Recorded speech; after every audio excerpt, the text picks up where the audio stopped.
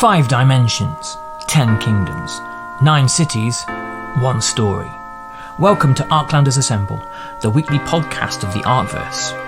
Each week, Teamverse will take you on a guided tour from the streets of Arc to the icebound islands of Celestium. There'll be GMing tips, world-building advice, plus monsters, heroes and lore.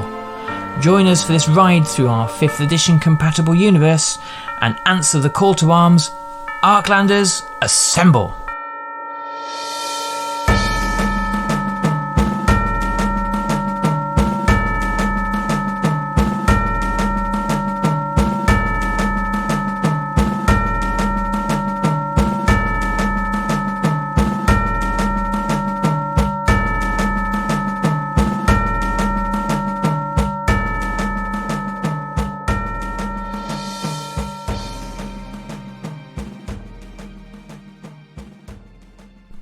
Hi there folks, and welcome again to another episode of Arclanders Assemble. So we've got a couple of things to focus on this week. Firstly, we're going to talk about the news, what's happening in the Arcverse, the new stuff that's coming up. As you know, we are just into the pre-launch of our Kickstarter campaign. The Kickstarter is going live for the Book of the Phantasm on the 15th of November.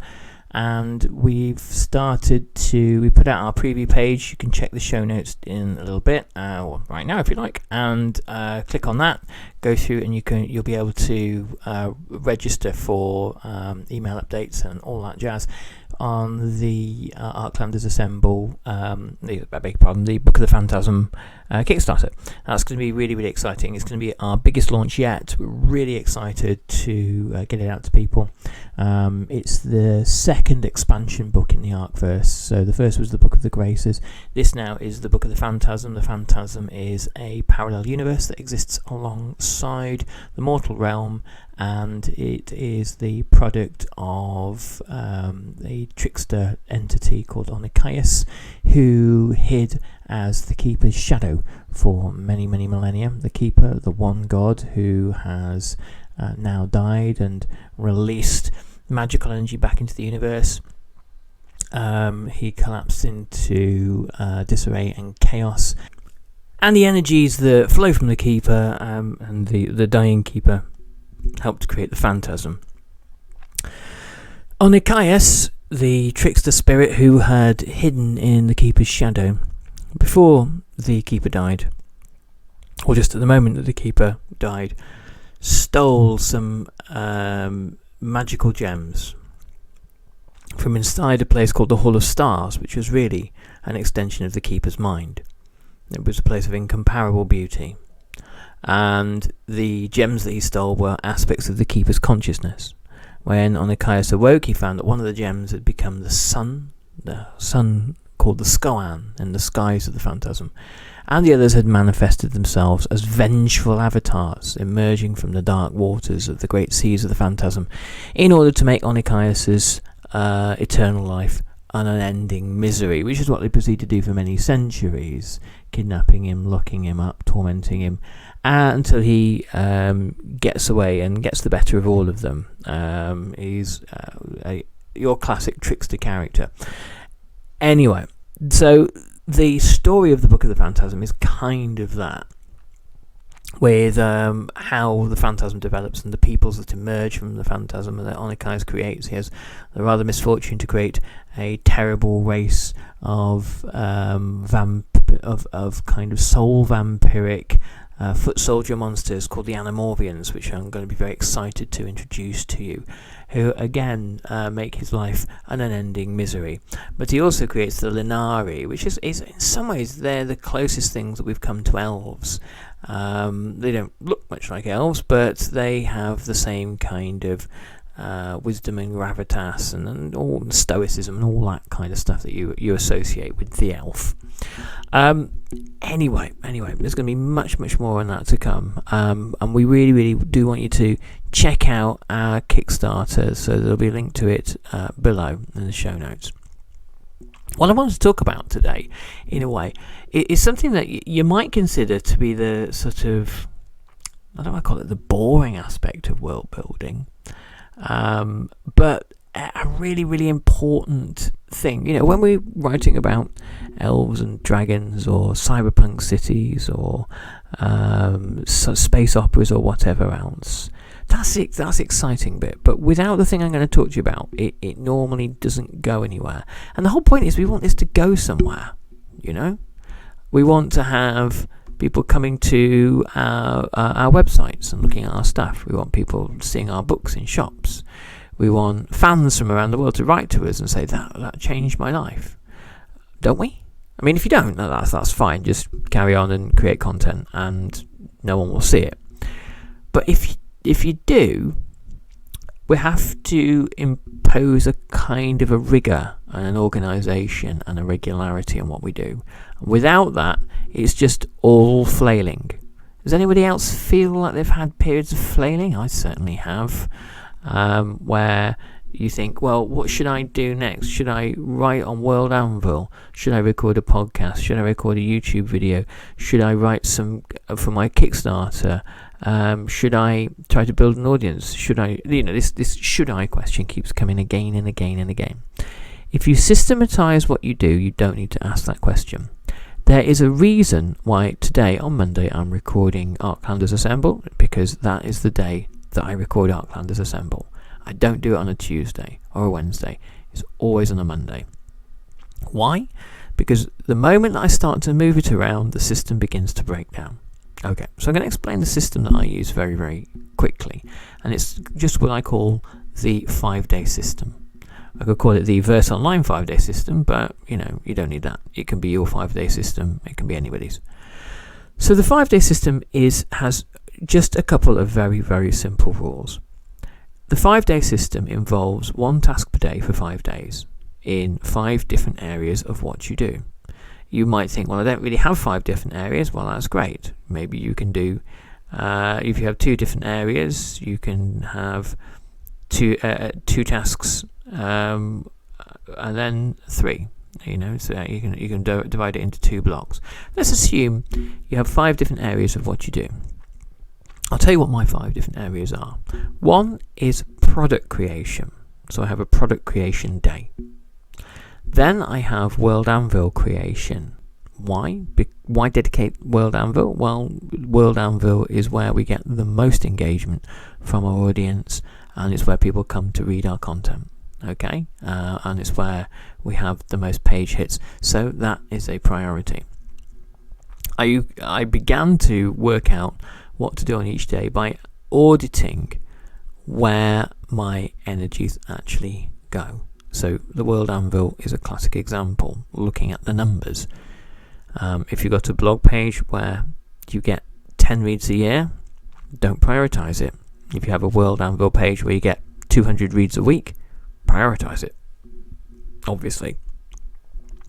It's sometimes we do things which are seemingly obvious, but they're only obvious when you start to actually do them. A lot of the time you can be chasing your tail, not realizing that you are kind of throwing away countless opportunities. So do an audit, work out what is already working for you, where the traffic already is, who is reading your World Anvil page if you have one. If you're not, I entirely recommend it. I'll put a link below. Who is going to your podcast, who's going to your YouTube channel. Okay. Then look at your projects. Which projects are priorities? Okay. Think about which projects are, if you think about it in terms of a traffic light system, red, amber, green. The green projects are the ones that are, say, half to 2/3 written, and they are within the next 6 months going to be a thing. They're going to be on Kickstarter, they're going to be on DriveThru RPG, they're going to be either free content to give away, they're going to be a published product. Those are the easy ones. The amber projects, these are the kinds of projects where it's kind of unlikely that in the next 6 months they're going to be, viable things that you can put out there. They're kind of a more long-term thing. There's a workable idea there. Maybe you've created a new games mechanic. that's can be applicable to lots of different genres. Maybe you've got an idea for something horror or steampunk or cyberpunk or what have you, that you want to create, but there's a heck of a lot of world building, writing, designing, and other stuff to do. Those are the things where, if you are looking to launch it, it's a 12-month window. It's a 12 months of hard work, but there is a workable idea there. And then the red projects are projects that have barely begun. They're just an idea. They're just a couple of a Word document with some ideas thrown down. Now the trick is to get green projects out there quickly as possible. Ideally, you don't want to sacrifice good, but you need to have momentum on those. It's really, really easy to get to the end, get halfway through a green project, or get towards the end of a green project and think kid yourself, it's done. Well, it's not done until you've hit your Kickstarter target or whatever other means you're going to do, and then you've done a print run, put the books in packaging with labels and put them in the post and sent them to the people that have paid you for them, and then followed up and made sure they've got everything they asked for. Then it's done. And then you kind of go into the next cycle of things, of selling things on retail. But I get ahead of myself. But you want to make sure that you are a finisher with the green projects. With amber projects, the whole point about amber is to bring ambers into greens. You need to make sure that greens are brought to kind of finish, and ambers are brought into greens. And then reds. All you need to do with the red project, you're not trying to take a red from red to green. You're just trying to take it from red to amber. So you have a flow of new projects starting, going down the production line and coming towards fruition in a cyclical way. So for a production day, you might decide that you are going to spend an hour on a green project, an hour on an amber project, and an hour on a red project, if you have 3 hours to spare. It might be that you only have an hour and a half to spare, so you might want to divide your time up into green, amber, red, that way, in 30-minute chunks. Sometimes it's not about how much time you spend per day on your projects, but obviously you do have to put in the hours. But it's about making sure that on a day where production is the target, that you do production. A day where you tell yourself you're going to do something and it doesn't happen it's not just a lost day, it's a day in reverse, and it's a day closer and closer to all your efforts collapsing, because you'll just tell yourself this pernicious lie that we always do, that I can't never get anything done. So production days, to recap, if you have a production day, look at all your projects, traffic light them green, amber, red. You might want to spend more time focusing on the greens. Excuse me, bit of a cough today. More time focusing on the greens and less time focusing on the ambers or the reds. Or you might want to spend more time focusing on the amber. Taking things from red to amber is actually quite easy in a way. Because what you're doing is, instead of coming up with a finite draft, you're taking big, broad concepts. This is a western set on a weird-bound ice planet where there are like aliens scuttling below the surface, and everyone is kind of riding cyber bantha type things, and just spitballing this. When you're starting to take it to an amber, that's when you're giving the planet a name, creating character drafts and sketches and concept art for the planet, and what the equipment of the heroes looks like, what they're wearing. You start to orient yourself in the world. That's where you're at amber. red is just a series of kind of ethereal notions. So getting from red to amber is actually not that hard. Amber to green is always the longest stretch, and then getting green finished, as I said, we can kid ourselves into thinking green is done when it's not. So in addition to a production day, I have a social posting day, and a World Anvil content creation day. So that's where I'm creating the sort of the free content that goes to building the presence of Arclands, and that's a slightly different task to creating paid for content, which happens on the production day. So I've got 3 days there already: production, social posting, World Anvil.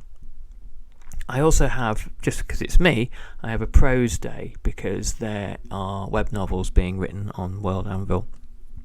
Sometimes on the prose day, and I'll come to this in a little while, sometimes on the prose day, it's the job is just kind of throwing ideas around without an expectation that I'll be putting out a new chapter, and just sort of playing with concepts and working out different characters and that kind of thing.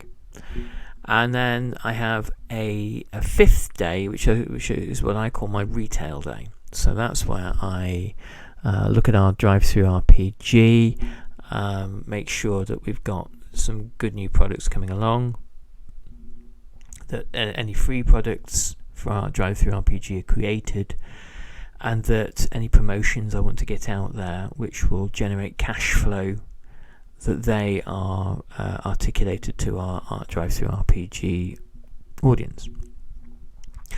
So that's my 5 days. Your 5 days might be different, but you'll certainly in that have to have a social posting day, and you'll certainly have to have a production day. If you're not using World Anvil already, you're shooting yourself in the foot in quite a colossal way. It is an enormous, largely free, though don't be cheap, pay them, because Janet and Demetrius have created an absolute shit ton of value for you. So come on, get your hands in your pockets and pay the guys, because this is how it works. But if you can't, and you're just starting out and you've really got no income at all or nothing to spare, use World Anvil. It is the ultimate world building resource. There are some imitators, but World Anvil is the real thing, and it keeps getting better and better. They put in an enormous amount of development time every single year, constantly refining the product and making better and better user experience, and so you can provide your audience with a better and better experience. Anyway, that's that. They don't pay me, by the way, and they don't even know I'm bigging them up, so this is just totally improv. So that's how genuine that one is. Work out what your days are and stick to them. Now, here is a crucial part of this process. Do not carry a production day over into a social posting day, right? If you don't get everything, you will have an inexhaustible list on your production day. You'll have an inexhaustible list on your social posting day. But block out the time that you've got in the calendar. Let's say that you've got between 3 and 5 p.m. Okay. Once those 2 hours are up, they are up, and they don't come around again for the next 7 days. This forces you two things. Firstly, it forces you to work hard in the time you've got, and it forces you to discipline yourself to prioritize. If something isn't really a priority, it can't go in those 2 hours that you've allotted yourself. I mean, you might have more time, I don't know, but I'm just pulling 2 hours out of the air. It also means that jobs get done. There is no mañana with this process. You can't say, can't be asked for that today. I'll do it tomorrow. Because tomorrow you'll do the things you can be asked with and not the things you can't be asked with. And so you will wind up, if you can be bothered to create lots of content, lots of products, that's what you'll create. But no one will know about them because you won't have done any social posting. You won't have built your tribe. You won't have talked to them. You won't have communicated with them at all. So here is where we apply super rigid discipline to what we do and don't allow time to kind of become this amorphous sludge. We all battle for time. Time is short for all of us. And this process is a really effective way of getting into action. And after 2 or 3 weeks of doing this, you'll start to find instinctively that you know what you're meant to be doing on a Monday and a Tuesday and a Wednesday. And the weeks begin to whiz past. And as they do, you suddenly turn around and wow, you've got products created. And you've also started to develop the audience and have a conversation with the audience, which is something we'll talk about another time, I think, so that they actually know what it is you do. It's, if we were selling something conventional, like kind of beauty treatments or dog walking or accounting or something, one of these services that people sell online, that's easy to get what that is. If we are selling a dark future fantasy with road-bound samurais, that's only intelligible to a particular demographic, particularly niche demographic. And those people who are assailed by fantasy concepts all day long, because that's what they live for, they're only going to listen to you if they get you. And they're only going to get you if you talk to them and tell them what you do and articulate yourself clearly. And that can only happen if you have a social posting day. I tend to use Buffer as a social posting tool, but there are loads and loads of them. Don't spend any money because you can get most of what you need for free. When you scale up and you're mega successful, then you can put some money into it. But for almost everybody, that ain't necessary. So pay people like World Anvil, the good guys, the little guys, the kind of the community heroes, and try to avoid paying big, amorphous, faceless corporate capitalist monsters. There you go. That's my 4 pence. Follow this process, and I promise you, it will send your productivity sky high if it isn't like that already. Because a lot of the time that we waste is that question of, what should I do today? Where's my time spent most effectively? You might get a few months in and look at it and review and go, do you know what? That activity that day, that's not really needed and it's not really moving the needle. That's fine, okay, so change it. Keep reviewing, keep changing. You might look at it and go, do you know what? Nobody listens to us on Twitter, but where are they listening to me? On what site? Is it on Reddit? Is it here? Is it there? And that's the way you can be agile and change tack and keep going after the goal, which is to make your world a success. And obviously subscribe to this podcast, because here we get what you want. We get what you do, because it's what we do too. There's no point in us talking endlessly about the Arklands universe here if we're not actually trying to help you guys achieve your dreams too. And we are very honoured, obviously, that when you check in and listen to what we do. Okay, so that's productivity. Get in touch with me on at Verse Home on Twitter, or you can, there's innumerable ways you can get to us and check out the show notes. And I'd love to know if this works for you. I'd just love to know what you think. So give us all your feedback. It'd be great to hear from you. And if you've got some amazing techniques for productivity and keeping your world going, then we'd love to hear all about that as well. Okay, so on to our next kind of featurette. So I've been watching the Netflix cyberpunk thing. I used to play Cyberpunk 2020 back in that beautiful halcyon days of the early 1990s, where the idea of reaching the year 2020 seemed impossibly far off. We did get there, and we sort of have the emerging capitalism of the cyberpunk world, without anywhere near the amount of cool gadgets. One of the things about the present is we're so cheated is that they the powers that be are really trying to kind of create sort of some Blade Runner-y kind of social and economic conditions for us, but without flying cars, which I think is really, we do get the raw end of the deal there. Anyway, so I thought it was all right. the cyberpunk thing.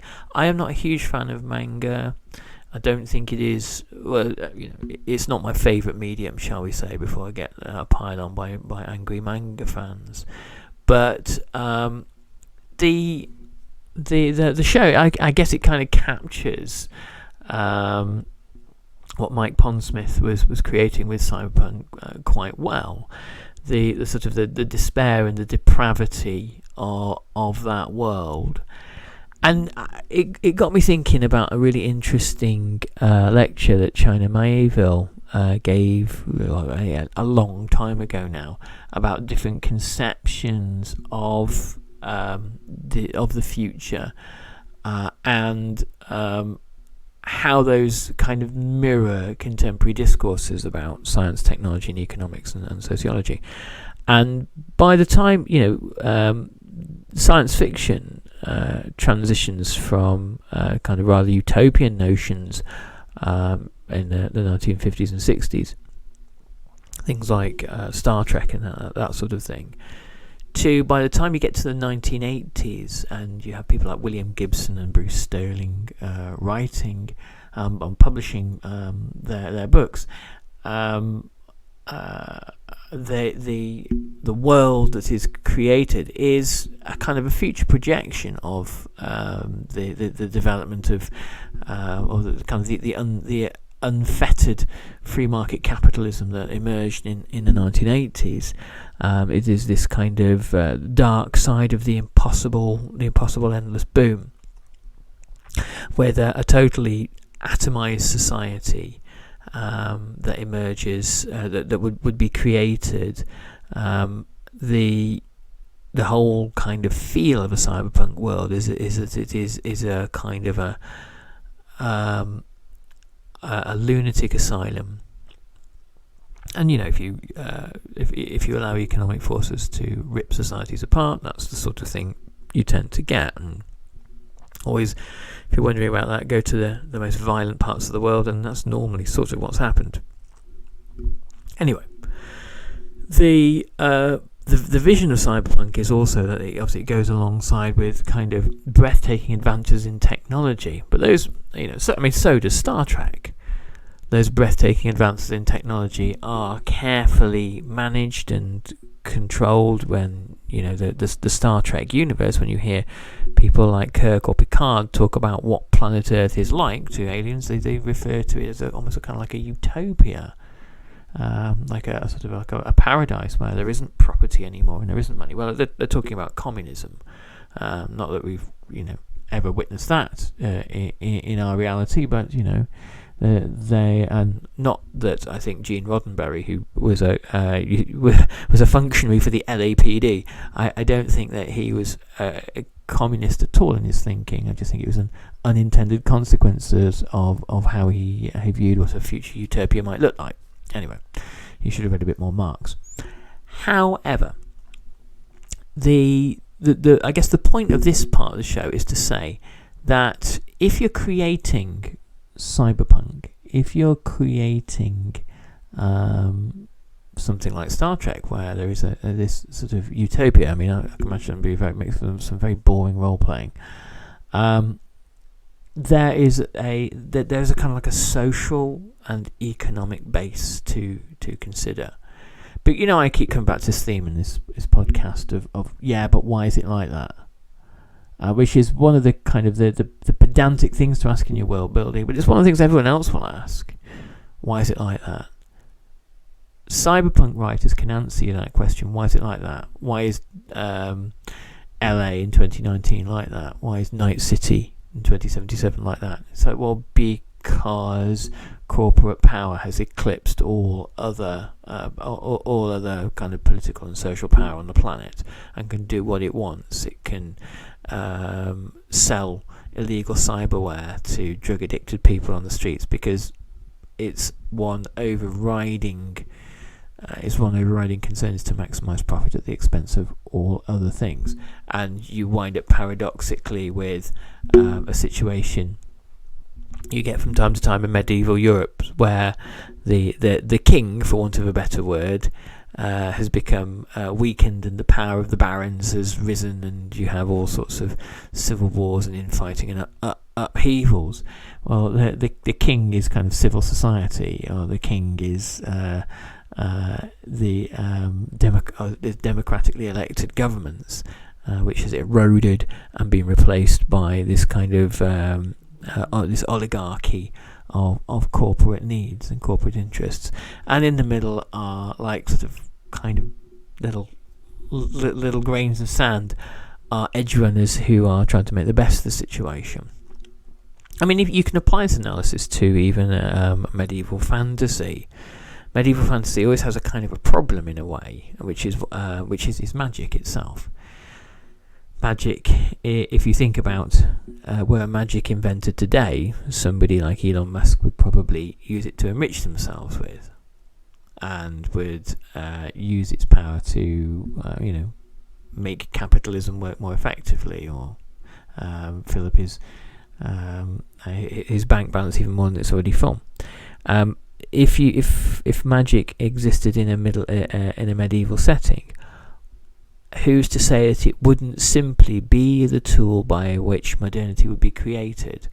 Somebody might think, well, I will create a waterfall here to power a water wheel, which will power this mill, and there will be these new machines inside which will spin this thing called cotton, which has come from the other side of the world on magical boats. Now, that kind of thing.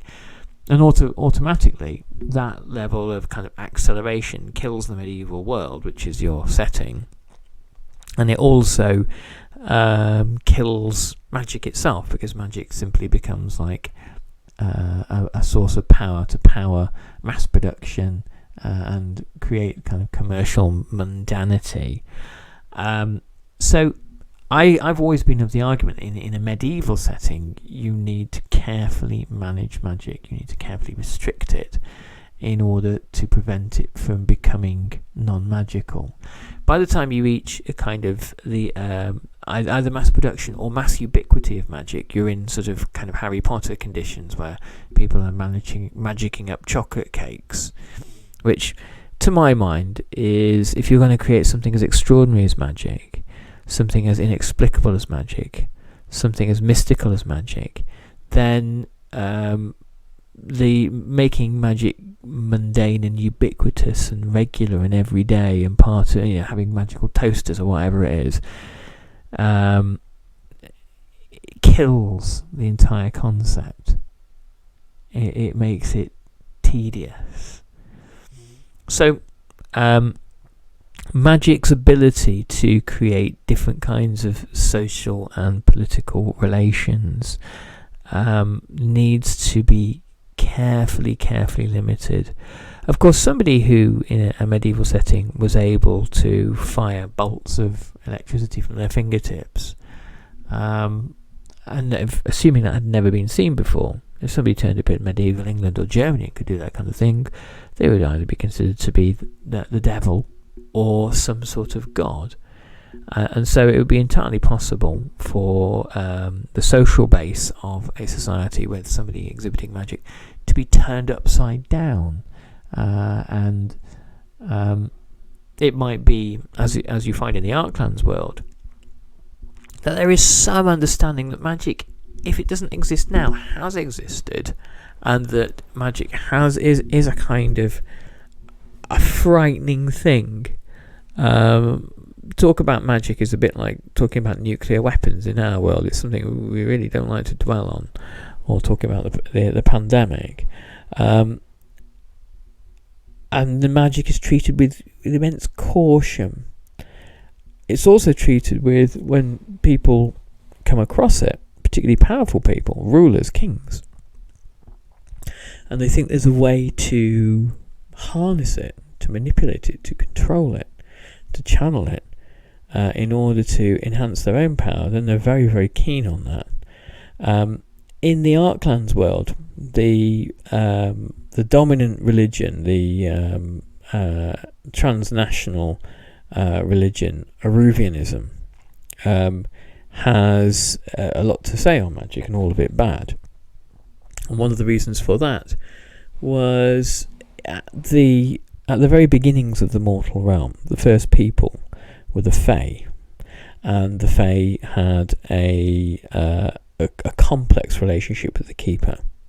The Keeper had never really intended for life to emerge in the mortal realm, and when life did, he wasn't very keen on it, because the mortal realm is really just a gigantic prison for the beast known as the Devourer. However, the Keeper sent his various minions to the mortal realm, the Shuravi, his kind of secret police, and the Phalanx, his loyal graces, and found that already the rebel graces, the Thaladic graces, who he had left condemned to die in damnation, had escaped and were in the mortal realm and starting to educate these newly emergent peoples, the Fae. The Keeper fought many wars against the Fae and lost them all, but his final act, which defeated the Fae in the end, was the creation of religion, because this new bunch of people, mankind, had come along, and the Keeper taught them two things: empire and religion, that would shackle the physical body and shackle the mind. Apologies for anybody who's particularly religious out here. I mean no offence, but anyway, this is a made-up imaginary religion by a not very nice god. So we are not talking about your faith. Anyway, this is to give you a kind of a backstory, a kind of like a history and a theory behind how religion is, how magic is treated. When religion and empire come along, one of the articles of faith is that the Fae are evil and should be wiped out, and that magic is something that belongs to the Keeper and the Keeper alone. It's not for mortals to meddle with, and it's also really, really quite bad and sinful and wicked. And so when magic pops up, it's seen as a challenge to orthodox religious thinking, and it turns out that in our timeline, orthodox religious thinking is crumbling and magic is emerging, and as is the way in so many aspects of the world as we inhabit it now. When you try to repress something, it grows stronger, and there are certain things that all the armies and soldiers and priests and bureaucrats in the world cannot shackle, and in the Arklands world, magic is one of them. And we get, as a result, spell forging, where people with the power of fate inside them are able to find concentrations of magical energy that manifest themselves as spell forgers. Get a copy of the Spell Forger's Companion. It's all in there. You'll like it. You'll enjoy it. And get a copy of the Book of the Graces too. You can find it all at our DriveThru Store, or you can contact us via the website and we'll send you out some hard copy versions. Anyway, that's about all we've got time for. What I would say is, do subscribe to the podcast, because we'll be doing this every week. And if you're a world builder particularly, or a GM, we're going to put tons of stuff in here that's just going to be really, really useful to you, because we try to be the useful people. Make sure, if you haven't got it already, get your copy of the Arklander Tales from the Arcverse. It's our newest product. It's something we're very, very proud of. It's packed full of amazing art. It's got some super cool features in it.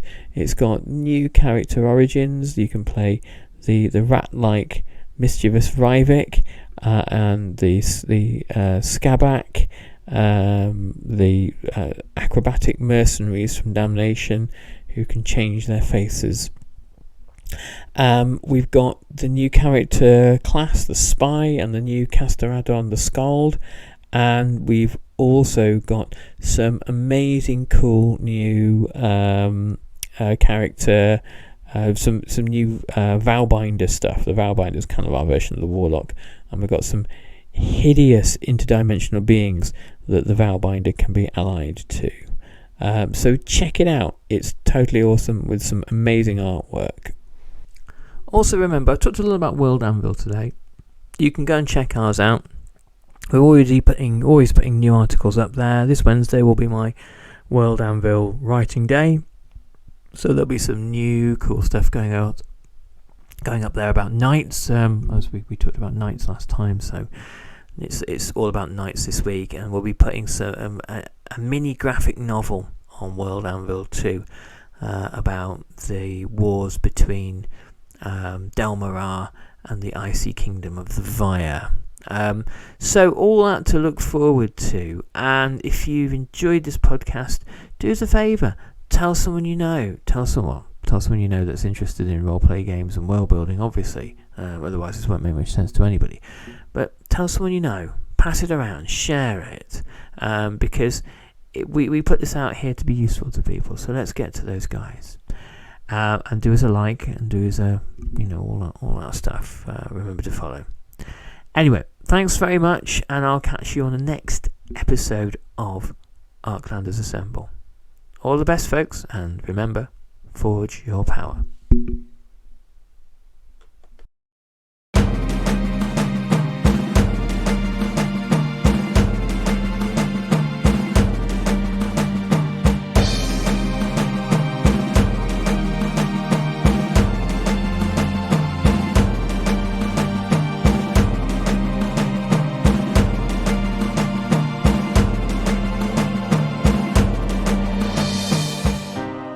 If you enjoyed Arklanders Assemble, remember to subscribe to this podcast and share it with your friends, or give us a shout out. We'll need an army to stop the darkness that's coming. You can find us on Discord, World Anvil, YouTube, Twitter, DriveThru RPG and Kickstarter, and the links are available in the show notes. Catch next week's episode on iTunes, Spotify and all good pod hosters, and come and find us on social media. We'd love your feedback.